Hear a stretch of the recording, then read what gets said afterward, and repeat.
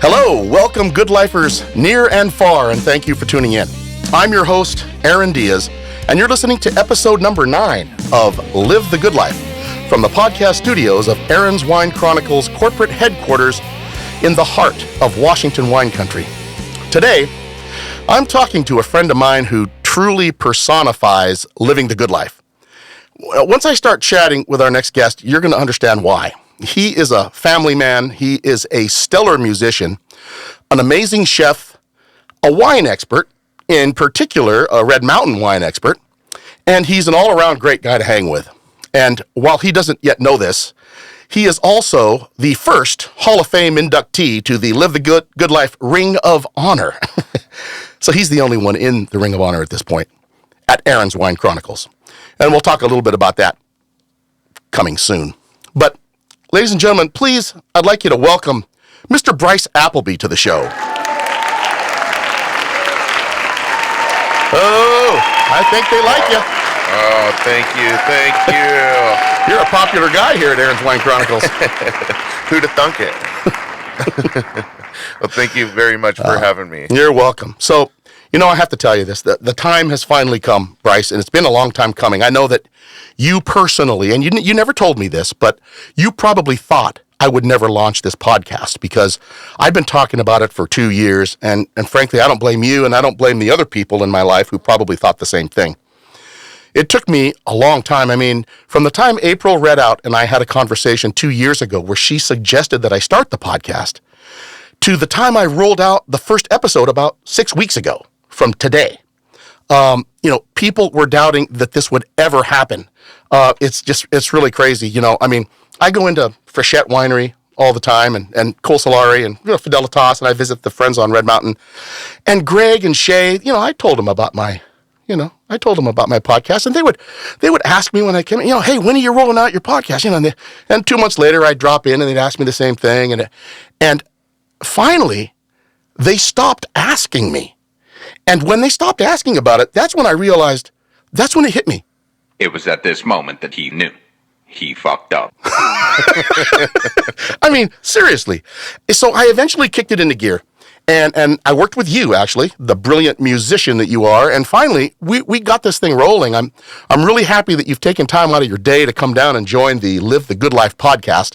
So thank you, Bryce. I do appreciate it. I know that you're a very busy man. You got a lot of stuff going on. You got stuff going on with family. You got stuff going on at work. You got stuff going on the side and the music side. And you got a lot of stuff in the air. But I want the audience to know that you really helped me out tremendously by creating some very catchy intro and outro music snippets for this show. And if you've listened to, some of the earlier, episodes, I'm sure that you've heard your own music on there. So it's great. I'm really thankful for that. You did an outstanding job. But anyway, thank you. Yeah, Thank you. Yeah, I really loved it. And I'm just starting to blubber now. So I know you're probably wondering, well, when the hell is the interview going to start? But before we do that, I also want to let you know that we have a tradition here at Aaron's Wine Chronicles in the studio. We always have some sort of delicious libation that we enjoy. And today, actually, we've got some cheeses and crackers to go along with it. So if you hear us munching away during the podcast, you'll understand why. Today, we're enjoying a really good 2018 Parvada, which was crafted by Todd Alexander out at Force Majeure in Milton Freewater, Oregon. This is a Rhone-style blend. It's Mourvedre dominant, and then it's got Syrah and Grenache in it as well. So it's a GSM, actually an MSG, but it was sourced from their estate vineyard on Red Mountain, and we both know where that is because you work out there, and it's up across the street from Colsolari, up by those antennas on the slope. It's a beautiful, beautiful site. Yeah, I heard it's hard to walk on up there. Hard to. Without rolling down the hill. I haven't made it up. That's for sure. So this is the wine that we're enjoying as we're getting started on this. And I just want to say thank you for everything that you've done to support this podcast, Bryce. And cheers to you. Oh, thank you. It was a lot of fun. And good things take time, as we know in the wine industry. So what do you think of this wine? It's very, very nice. I'm really, really enjoying it. So I'll tell you what. Let's get started by you giving us a little background and introducing yourself to our audience. I know you really well, but a lot of people may not. So let's bring them up to speed, Bryce. All right. Well, I'm born and raised in the, well, not born in the Tri-Cities, but grew up here from a young age. Went to elementary school, middle school, and high school. Went to Richland High, and I played in bands growing up. I was actually used to have hair down to my waist and played in heavy metal bands and just lived the good life from a young age, right? And so I landed in Benton City about 8 years ago or so, maybe a little less. So it was Paris, Tokyo, then Benton City? Yeah, absolutely. Yep, the tops of mountains in each country. Yeah. But I feel really lucky to have landed here. It's a great place and definitely just a really fun area to live. So you get the best of everything, and we're 3 hours from Seattle, Spokane, and Portland. So you can't beat that. And of course, my backyard is Red Mountain. So I had the opportunity to cut my teeth here from a young age, and led me to some really great things and to meet some really amazing people. So. Yeah, I mean, for being such a small town, not just Benton City, but the surrounding towns. I mean, even the Tri-Cities, when you add them all together, it looks big. But, I mean, we're not that big. We still have that rural, feel. Absolutely. And the fact is, the population has a lot of really cool people in it for being as small as we are. Absolutely. So, well, I know that over the past few years, you've been, as they say, getting busy. Creating a family. And I think you've done a great job of it. While I haven't met the rest of your family in person, I've met them over social media because you post pics of your kids and your fiance and your dogs and the pool and everything. And I feel like I know your family, even though I do not. But so I'm wondering if you could tell us a little bit about your fiance Carlin, the kids, the dogs. What's going on at Castle Appleby? Yeah, so as you mentioned, I have a fiance named Carlin. She's a wonderful, wonderful person, and we are raising 2 beautiful children. I've got a 4-year-old boy and a 4-month-old girl, so it's a busy time around our house, and I have a few extra lines under my eyes these days, but we're getting through it, and so we have 2 dogs and a cat, and we just feel really lucky to. You just got a new dog, right? Yeah, it's been about a year, maybe a year and a half now. His name's George. George, that's right. Yeah, George. He'll hear this later, and he'll come running because that's how silly he is. But he's a Saint Bernard Rottweiler, and we like to. Man, he's gonna be big. Yeah, he's a big boy, and he's a big sweet boy, and he loves nothing more than to be around those children. So. Yeah, I bet you he'll protect the house. Oh yeah, absolutely.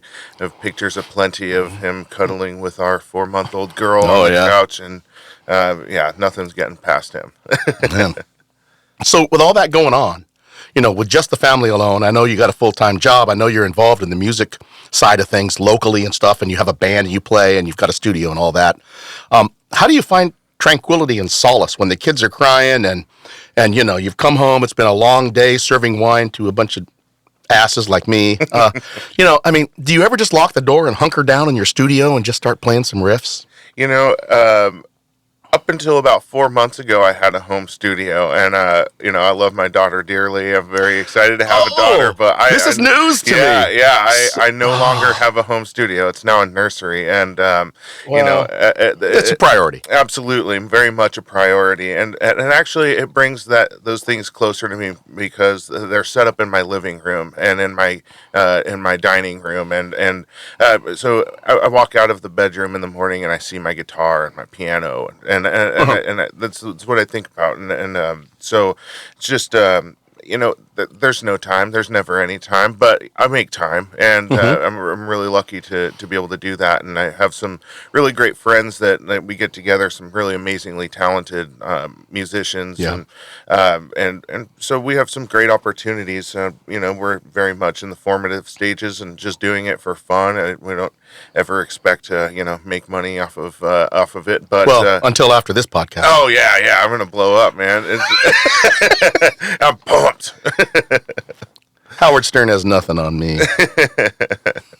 Oh, absolutely. You are going to take your shirt off, right, and do all kinds of funky stuff like you would on I suppose. On Howard's show? We'll see what the check looks like. Yeah, that's right. Well, so how did you get into music? I mean, you have talents. You play more than the guitar, but you have talents. You do a lot of stuff. Who was like an influential person in your life who kind of mentored you, or was there somebody that you looked up to? How did you get into it? Absolutely. So from a young age, growing up in a house with parents who were very into music. My dad, he plays guitar and piano, and a lot of the friends that frequented our home were musicians and things like that. So I was just exposed to it from an early age, and my dad tells stories about me drooling on his favorite guitar, and he still has that guitar to this day. You weren't in high school at the time. Oh no, I was. Okay. Yeah, no. It didn't stop until about middle 20s. school. Yeah, exactly. I still drool on that thing. It's a beautiful guitar, Dad. Really? If you're watching this, oh wow, I still love that thing. So. Man. Yeah. So, and my mom, she's just a real, driving force behind me and, pushing me out there and helping me and driving our band to shows in high school. And, that's cool. That's cool. She was definitely instrumental in our I wouldn't call it success, but success in right. playing music. And I don't know a lot of people at 17 that were traveling around playing music in dive bars. So yeah, that's crazy. Yeah. So you create and write your own music. You perform on stage. You record. You are an expert at digital audio processing and mastering. You've been in bands. Help me out here, Bryce. Where do we start? I mean, your career has developed over years, and you've even cut your own CDs, right? I mean. Yeah.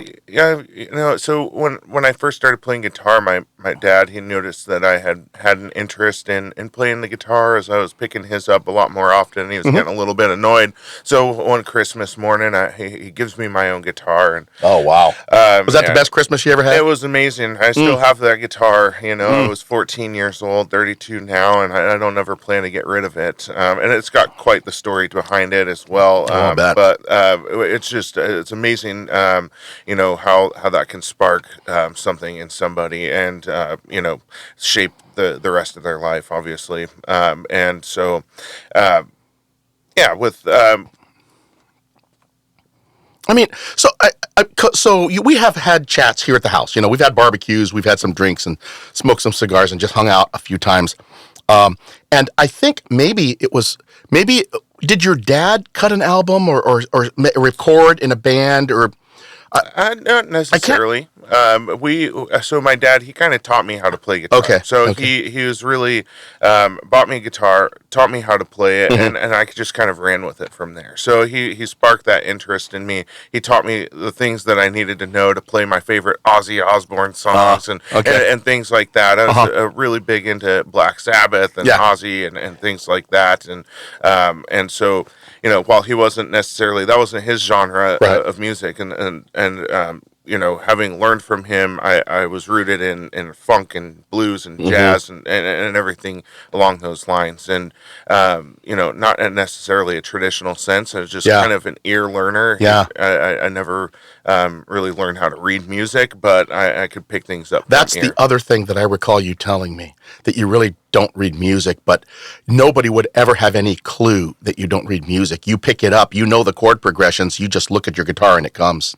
It comes to you. It's amazing to watch you play. I'm telling you, because I read music, and when I was 4 years old, I was playing the piano, and I did recitals, and it was all classical stuff and some jazz, but it wasn't like a lot of improvisational jazz. It was just classical stuff. So I'm reading the music, playing Chopin, and they're very difficult songs and everything. But it wasn't. I mean, when I was out learning how to try to improvise, it came hard to me. Because I was used to having that structure right in front of me and reading it, right? But then when you have to create it on your own, it's a skill that you have to develop.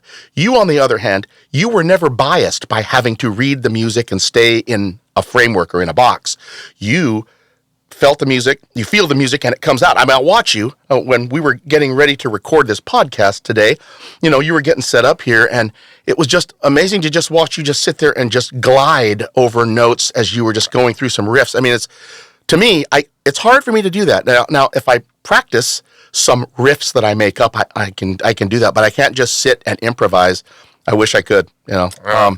I oftentimes wish that I was the opposite for me, because I find myself in a jam scenario with other musicians, and I find myself being a bit awkward. And so oftentimes I tell my bandmates, don't ask me for what chord we're playing or what key we're playing, because I'm not going to be of any help. I'm like, hey, Scott, he's the one that knows what I'm playing. Gotcha. And what I'm thinking. Well, I mean, I know you've got a family, and you're probably not thinking about, going on tour and cutting an album or whatever. I know that's probably not in the cards for you at this stage. But, after this podcast goes live, I'm syndicated in 74 countries, and this podcast is played in 34 different languages around the world. And those of you who have watched this podcast know that I'm lying, but I'm just saying that to make them feel good. But, maybe somebody hears this, and maybe somebody, I don't know. I'm wondering. I would like to ask the audience, do you guys want to hear Bryce play a little bit on his guitar? I mean, do you? I think that's a resounding yes. Let's make it happen. I really do. I mean, I think that it would be awesome to be able to hear you, just jam a little bit and take the reins here. What do you think? Let's make it happen, my friend. All right. I'm just going to we were just in the spirit of improv.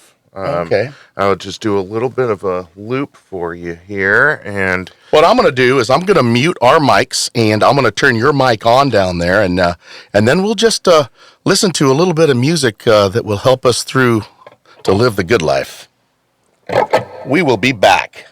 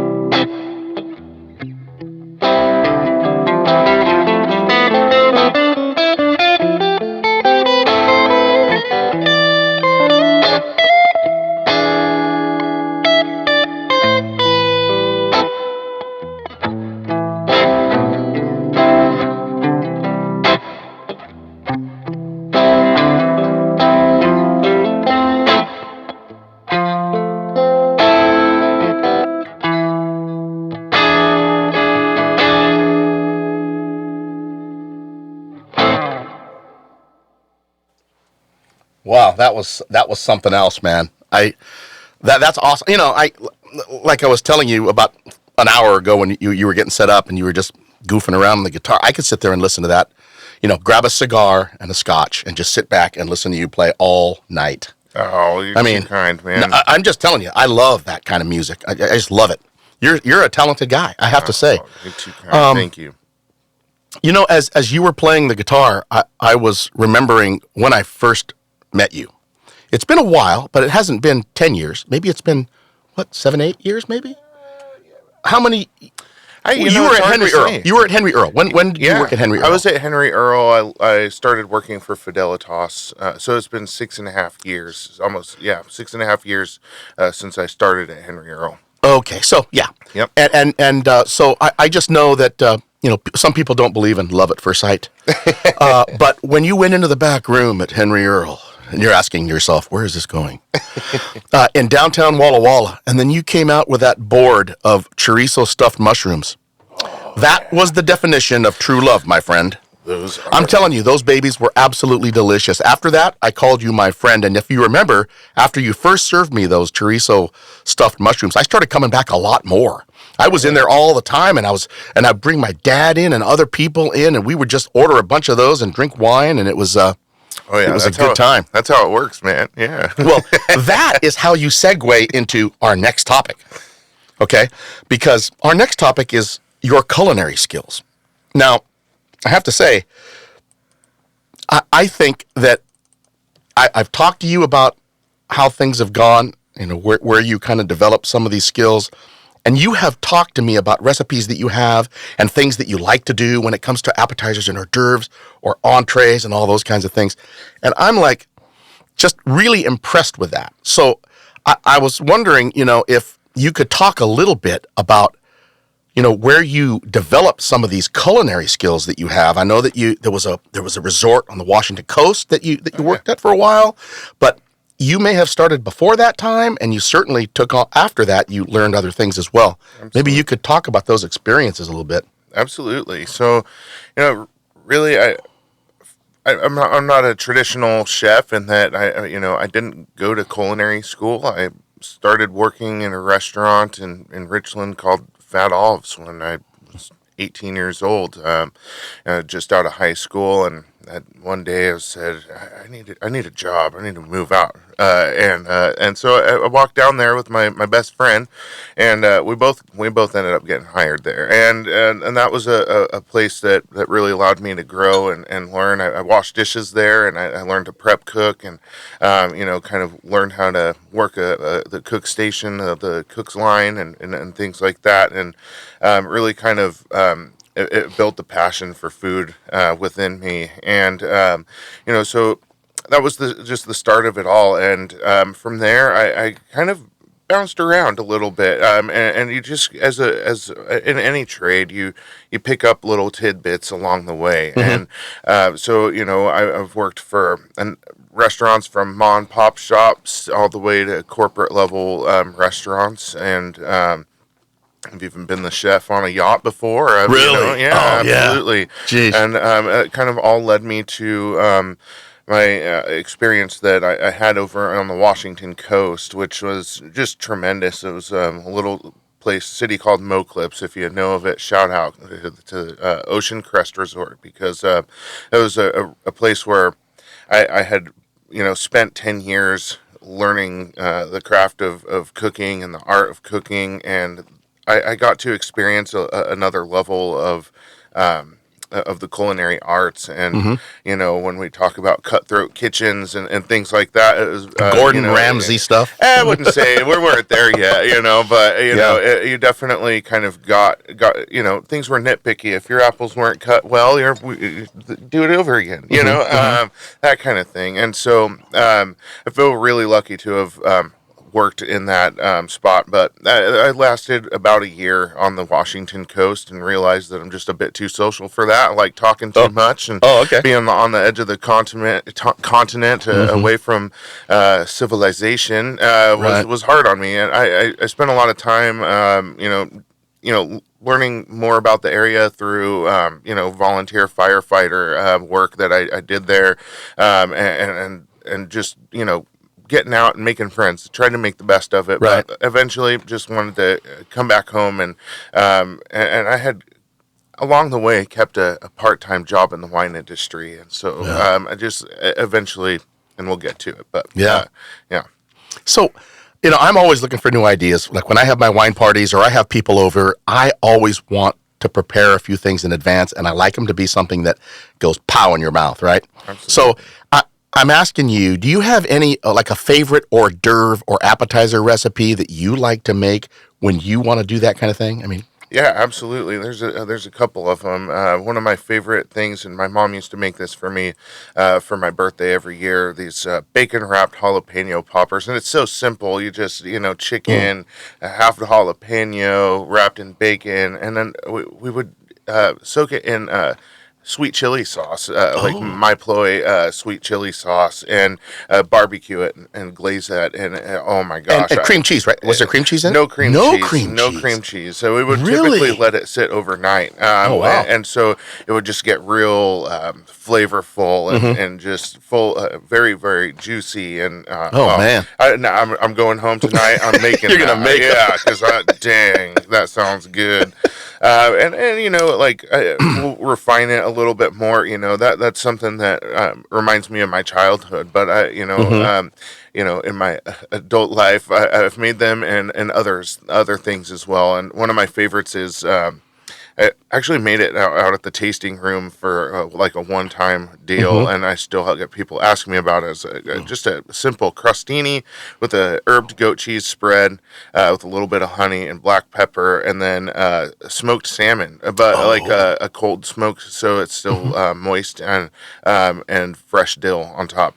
Oh my God, just amazing! That sounds like layers of flavor. Just I mean, absolutely, and I like I said, I still get people asking me about that. So yeah, man. What about So what about a main entree? If you had one or two main entrees that you would want to be your go-to thing to knock somebody out of their chair, what would it be? You know, honestly,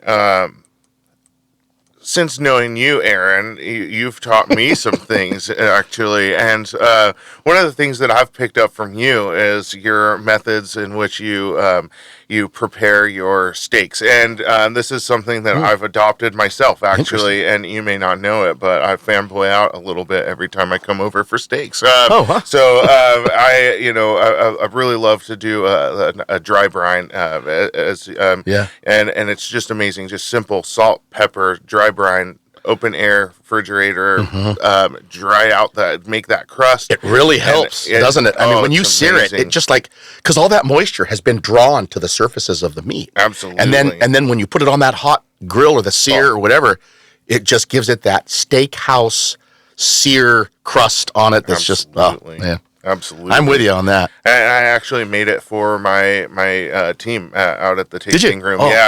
We were just, I think I did like a cleaning party, and I told everybody, if you come help me clean the tasting room, like real deep clean, I'll cook dinner for you. And everybody showed up. I'll bet. I was like, of course you guys show because up. Because they all knew, right? I mean, they all know. They're not. Yeah. They know that you're not just your average Joe behind the kitchen. Yeah. No. That's crazy. Well, that's actually a good segue, because now we can talk about wine. I can't imagine living the good life without wine in it. And I'd like to know how you actually got into the wine industry. I know that you were just getting started at Henry Earl when I first met you, but I don't know what was before that. Yeah. And I know where you are now, but how did you get started in the wine industry? And how did you eventually get to Fidelitas? Yeah, so when I turned 21, my mom actually worked at Terra Blanca Winery there on Red Mountain. And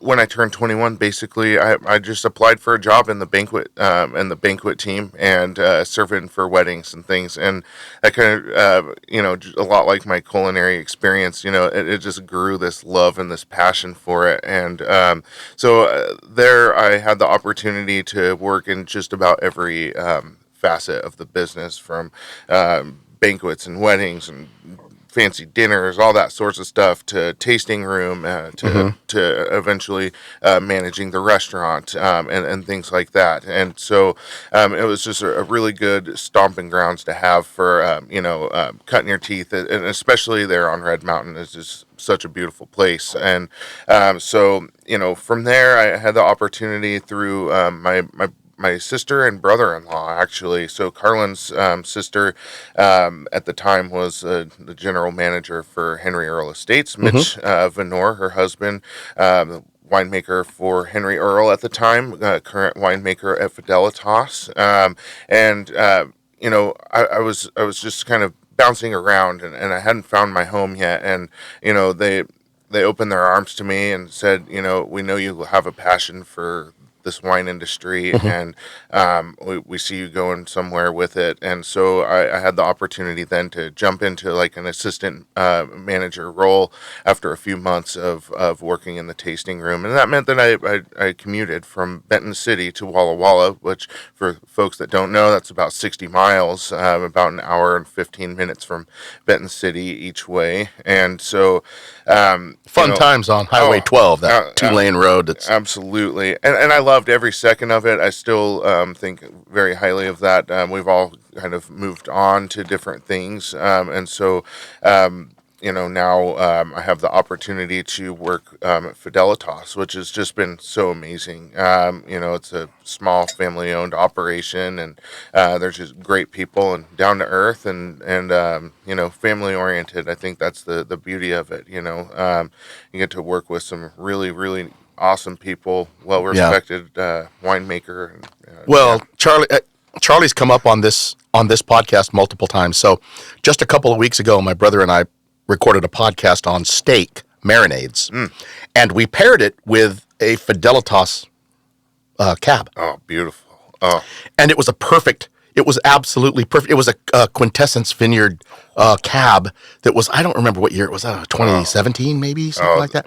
Everybody's looking for the 17 anyway, right now. Anyway, it was just beautiful. And so we brought up, we were talking about Charlie, about how he's kind of like the NFL, in the Football League. He's like the Hall of Famer. He's a Hall of Fame winemaker. He's kind of retired, right? And he's turned things over to Will and to Mitch. Mitch, yep. And so, we understand that. But when you get in with somebody like that who really, he's made wines for so many different people, different styles, different things, different types of wines, and worked with so many. As a mentor, he's mentored a lot of these winemakers, like even Greg and Schaefer Shedd. He's helped them start out, and others. To be able to get in to an organization like that is... I'm definitely very, very lucky. I see it, and they're just... Charlie is, and he's hands down one of the most humble people I've met. I've watched him countless times, pour for guests, when we're just swamped in the tasting room. They don't even know he's the winemaker. They have no idea. Yeah. And they leave and they're like, that guy was so nice. He was stoking the fires on the patio all day. Yeah. And then I'm like, yeah, that's our owner and winemaker, and they're like, oh no, we didn't know that. yeah. Just great people. And Will and Mitch at the head of it.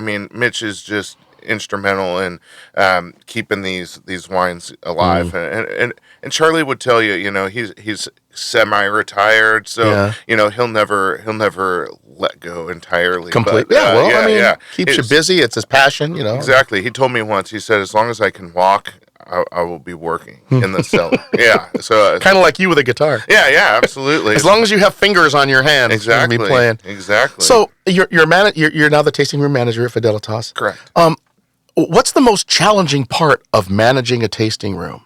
Is it the limos, the bachelorette parties that come in and they just want to just get drunk as hell? And well, these things can be challenging, of course. I think that one of that could be one of the top ones there. But I would really say is kind of this transition that we've seen over the last 3 years in the wine industry as a whole, as a tasting room. The style of service has changed completely.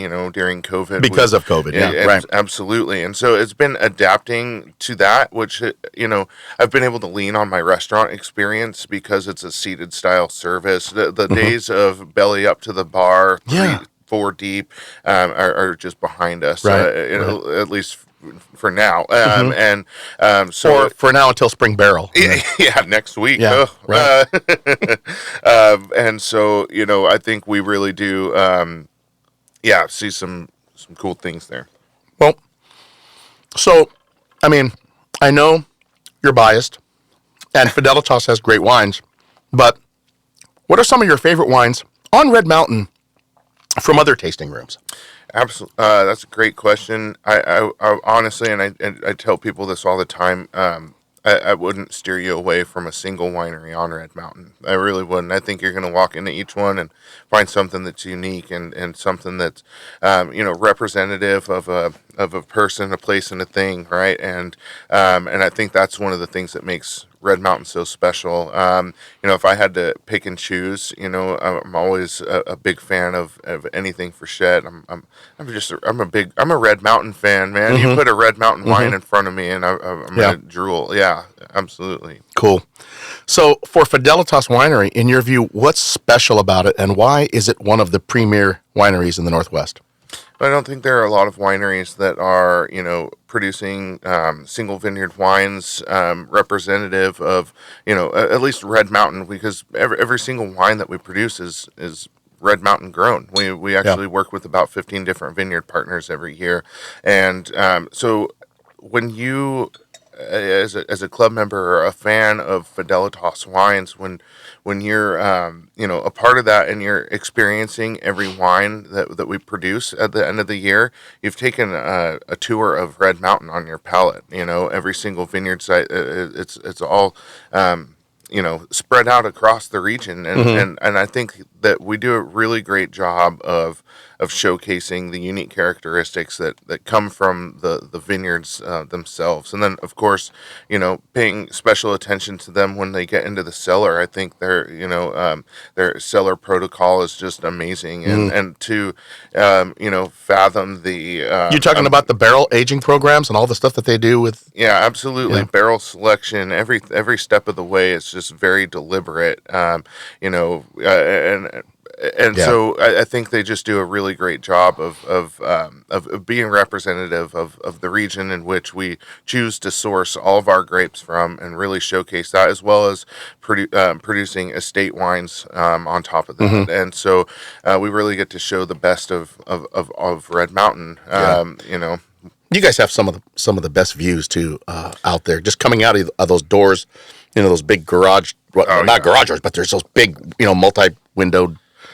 I don't know what you call them, but let me tell you, I cry myself to sleep every night. That view is just tremendous. Yeah, and I don't know if you know this or not, but if you've gone out to my website, aaronswinechronicles.com, I've got a number of winery photos that kind of circulate through when you're on my main page, and one of them is sitting right there in the chair, one of those chairs out there at Fidelitas, looking out over the valley. I mean, it's just beautiful there. And it is. We're very spoiled. And what makes it worse is I can see it from my house. Well, as things continue to evolve on Red Mountain, because Red Mountain is not a static environment. Something's always going on. Absolutely. Somebody's, doing something with a vineyard, or they're adding on to something. I mean, look at what Frechette's doing out there, plowing up the land and putting in more grapes. And, there's always some change going on. Look at what Neil is doing with building, his facilities out there. And he's got the RVs stuff and all of that. I mean, there's lots of stuff going on. But what major changes do you foresee happening over the next 3 to 5 years on Red Mountain? It's really hard to say because it's such a quickly evolving landscape. I think that the amount of walk-in traffic that we see is just absolutely skyrocketed since COVID. We see more people out tasting from further away than I've experienced. Is that because they're coming through and going to Walla Walla and they stop in Red Mountain for a day? A lot of times. You'd be surprised how many people say, wow, I didn't realize Walla Walla was this big. And like, they think they're in Walla Walla. And then yeah, I mean, it's a special person. But Right. Yeah.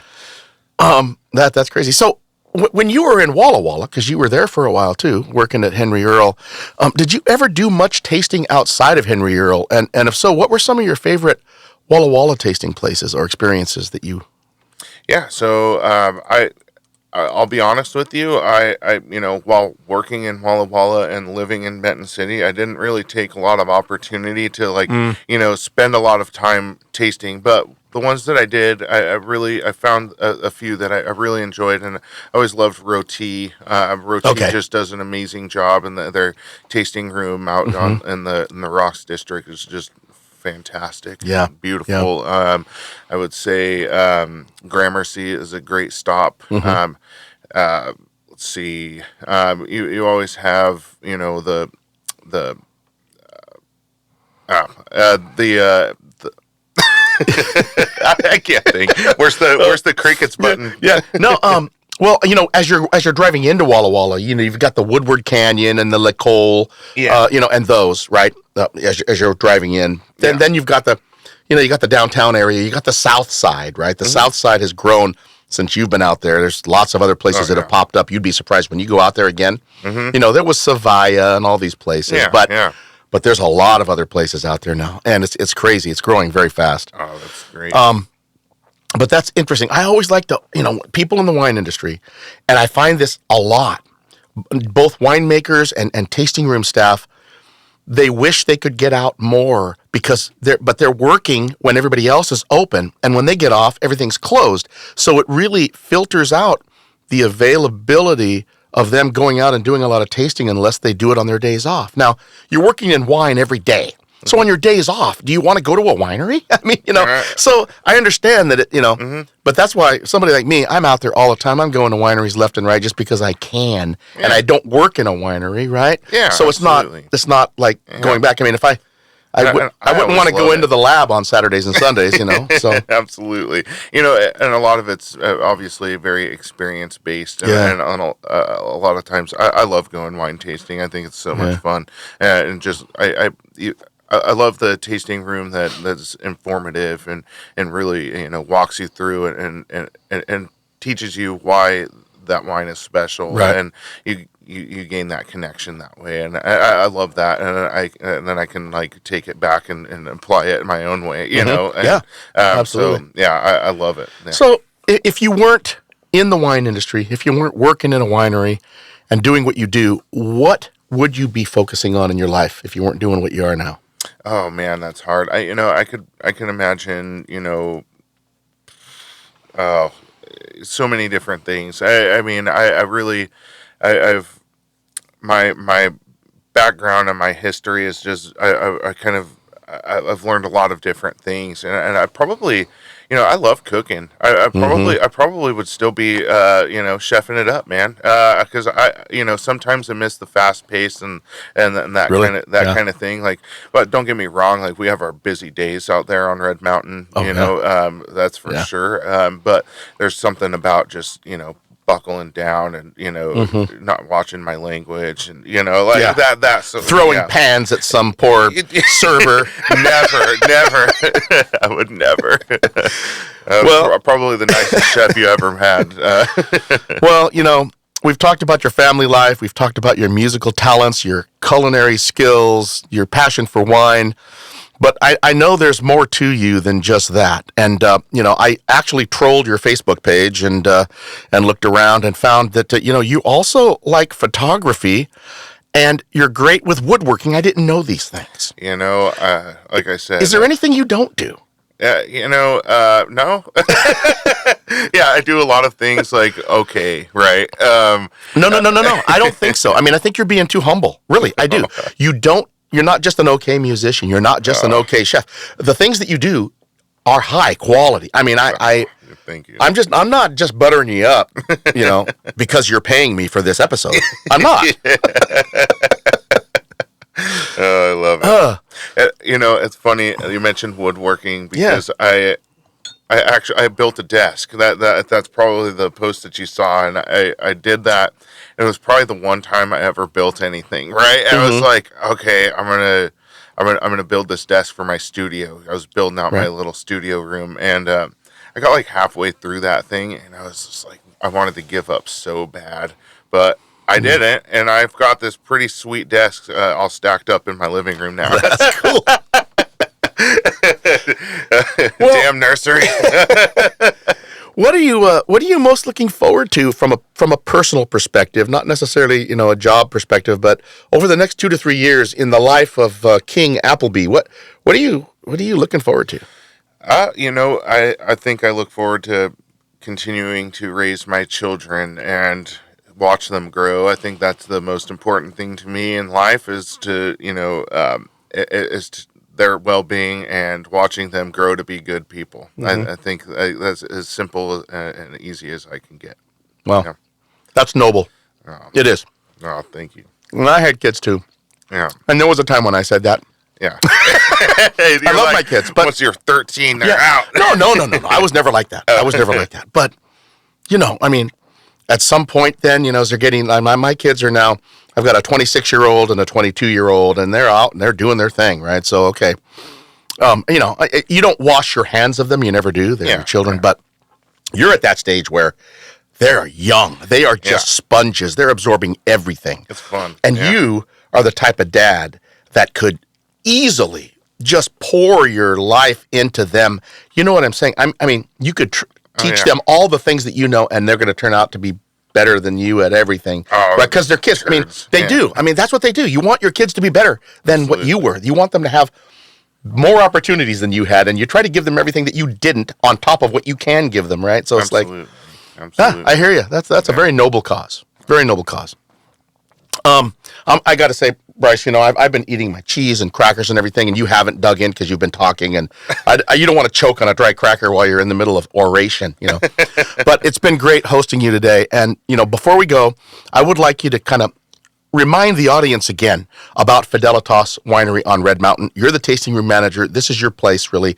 I'd like you to go ahead and plug it again and talk a little bit about the winery. Yeah, absolutely. So Fidelitas, we're located on Red Mountain on Sunset Road. We also have a tasting room in Woodinville, Washington. Oh, I've seen the pics there. It's beautiful. Oh, I think it just opened today, actually. Really? Yeah, so okay. They picked up their permits today, and so we're open this weekend. And so we've been really excited for that, and it's been a long time coming. So if you're in the Seattle area, go check that place out because it's gorgeous. Anyhow, we do have we specialize in Bordeaux style wines, so we produce wines that originate from the or using grapes that originate from the Bordeaux region of France. And so what are the five main ones? I mean, for the audience sake. Cab Sauv, Cab Franc, Malbec, Merlot, Petit Verdot. There you go. And there's the other one there. It starts with a C. Carmenere. Carmenere. That's right. Yeah, and then we make white wines as well. We've got some really amazing white wines that are just. I pour them every day, and I see the reactions every day. People are just so surprised and how good they are. And so we're very lucky there. We do have an amazing wine club. We're producing about 14,000 cases of wine annually. And so our wine club is really great.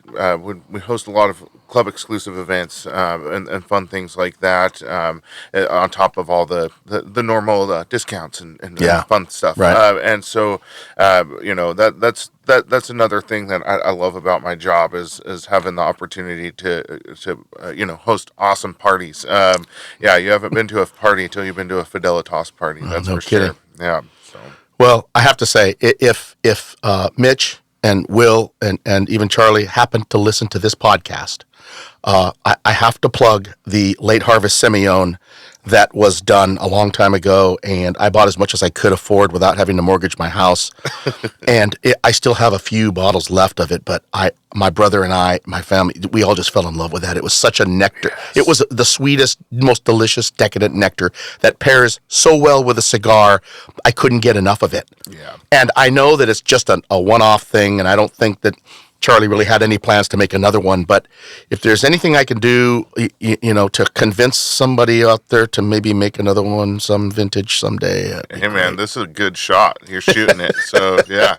Oh, you remember the wine I'm talking about because I came in several times and bought a case here and a case there, and my brother wanted a case, and but it was just so delicious. Absolutely. I don't think I've ever experienced a dessert style wine. Oh, absolutely. That was as delicious as that one. They are just, it really is an amazing wine. And, historically speaking, Charlie only made that for Fidelitas 2 vintages, I do believe. So really? It was like 2013 and 2017, I want to say. Just so amazing. And I keep hunting in the library palettes for if you find something that was just sitting out there for a while and it's been hidden, call me. Oh, absolutely. So, Bryce, I got to thank you again for joining us on the Live the Good Life podcast. That's all we have today for the episode, but we covered a lot of ground. I hope you enjoyed it. Again, for more of Living the Good Life, you can find us on Instagram and Facebook at Aaron's Wine Chronicles, or you can go online at aaronswinechronicles.com. And for the video podcast version of this episode, you can visit my YouTube channel at the @ Aaron's Wine Chronicles 6666. So Our next episode, my brother is going to be back in studio with me, and we're going to be talking about how we pair our cigars with dessert and port-style wines. We'll share our tasting notes on 2 of our favorite cigars, and we'll describe that experience when we've paired them with a decadent dessert and port-style wine. So stay tuned for that. That's going to be a fun one. Again, I want to thank you all for listening, and remember, wherever you go, whenever you can, always live the good life. Until next time.